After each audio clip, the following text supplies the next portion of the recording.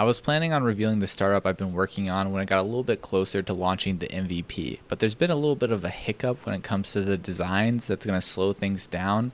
And instead of having weeks and weeks of just nothing happening, I figured, what the heck? Let's just go ahead and spill the beans and show you where we are. I hinted that I was working on something for creators, that it was going to be an app and it needed push notifications. Based on that, several people jumped to the conclusion that I was building an app to notify fans whenever a creator posted on social media. But I don't really care about that problem space. What I do care about is revenge. One of the reasons I stopped working on my last startup called Doge House is because Discord released a new feature called Stages, which was very similar and basically undermined Doge House's entire value proposition. So when the opportunity to build a community app for creators came my way, with the subplot of dethroning Discord, I just couldn't say no. For power users that like to invest in the tools that they use, Discord is fantastic because they give you more power than pretty much any other platform to customize your server.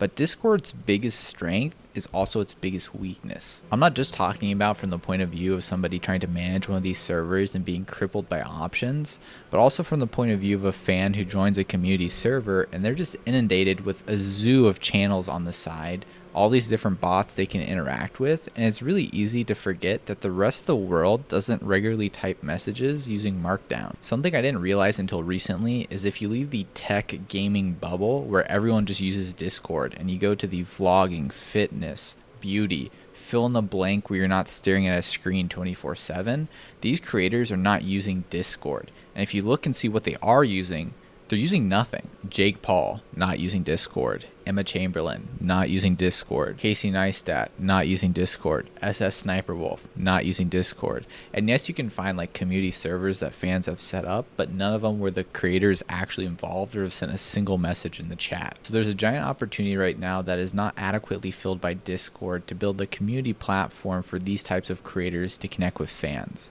And that's what I'm building. There are other companies feebly trying to do this, but none of them have captured any sort of market share. They're either a crappy light-themed Discord clone, a jank Patreon clone with higher fees, or they're just not designed to have a creator at the helm of the community. If you've been following startup trends, you may have noticed that more and more companies are starting to do this invite-only thing to make the product feel very exclusive. And we're going to be doing the exact same thing, but turned up a notch. There's going to be a gamification layer where the influencer can decide on some kind of event, quiz, game, contest that they host for their fans. And the fans that score in the top 5% or so are the only ones allowed into the community. That's pretty much the entire motivation for the project. Now I'm going to pass it over to our dev team to share the progress and the implementation details. Oh, and one last thing, the name of this startup is astralfans. On June 4th, I started coding the MVP, which pretty clearly needed to be an app given that our audience is Gen Z fans that pretty much do everything on their phone. Plus, app startups are just kind of all the rage right now. I can't design UIs to save my life, so I just focused on building out the functionality while my co-founder hired a design team to build mockups. And around 2 weeks later, I had the structure of the app complete. This is what that looked like. Unstyled, ugly, but a somewhat functional quiz app. And that's what we're focusing on for the MVP is quizzes that you take to get into these communities. Click on this one, we'll be taken to a waiting room, and this is going to start here in a second, but it's all happening real time using WebSockets. There could be 1,000 people in this waiting room that all take the quiz at the same time. So here I can guess which I think is the right answer, and then when the countdown's done, it's going to tell me what everyone guessed and what I guessed and how many people guessed each one. We'll guess Brad here. And this is using React Native for the app. So this is going to be iOS and Android when it's complete. Right around when I finished coding, what I was just showing you, the designer had some logos for us to look at and pick our favorite one. So how this works is these are the different kind of styles of the icon on light, dark, and on an app icon. And then the top right is the rationale for how that works with the name or the brand that we're trying to create. All right, so this is option 1. This is option 2, kind of a black and white-esque thing going on here. Option 3, don't have much to say here. And then option 4. Now, I'll let you just think on these for a little bit and see if you can think of the one that we picked.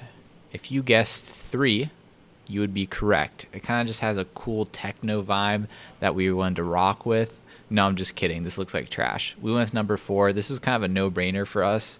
Both me and my co-founder just immediately knew that this was the one. It looked the best out of all of them. It took a little bit longer to get the mock-ups. I got them on June 25th, but you know what?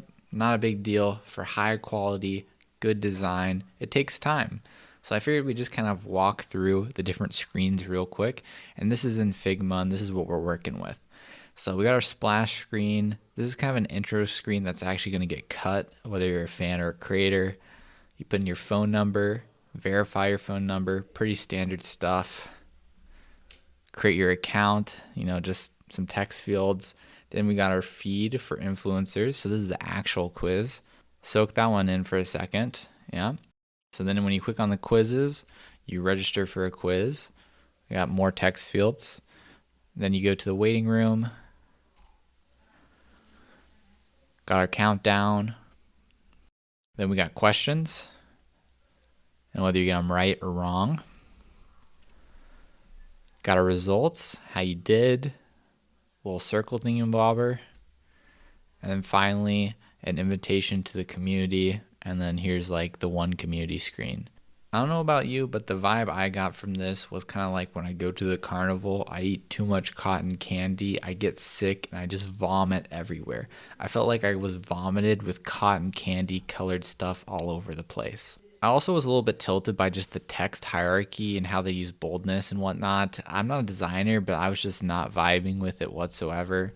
Didn't like how just stuff read on things. I knew mistakes were made when I showed this to my mom, who's a graphic designer, and she asked if I paid $30 for a pre-built template just because of how generic the entire app looks. This is the actionable overall feedback we sent to the designer because we were just not happy with things. Number one, we needed a totally new color palette. You could take it maybe from the logo because the colors there were pretty nice. And I also added a link to literally Figma help docs because they did not use styles or variables for their colors, so you can't swap the entire colors out and it changes the entire app through. I told them to do that at the beginning, but they didn't, so now they're going to have just a grind refactoring thing, so sucks to suck. Number two, add some spacey things or astral floating, I don't know, give it some like good vibes. It's very generic right now. Number three, the gradients had to go. That was pretty obvious. And then lastly, this is not really a them problem, but we decided to go with a light theme as the default because dark is for gamers/tech people, and that's just not our audience. I'm fully aware that this designer just may not be capable of giving us something that we want, which is why we also hired a second designer to build the entire thing from scratch. I asked my co-founder if she minded if I picked out a new designer. She was good with it, so we're going to give that a try, and we'll see how it goes. That's pretty much the state of Astral Fans. Stay tuned until next week, where I'll probably go more in depth about the design choices when it comes to how we're structuring and coding out the app. Oh, and also, if you have any serious business inquiries or not so serious business inquiries, or possibly just some collaboration inquiries, you can direct them at golf@astralfans.com, where me and my co-founder may or may not read them.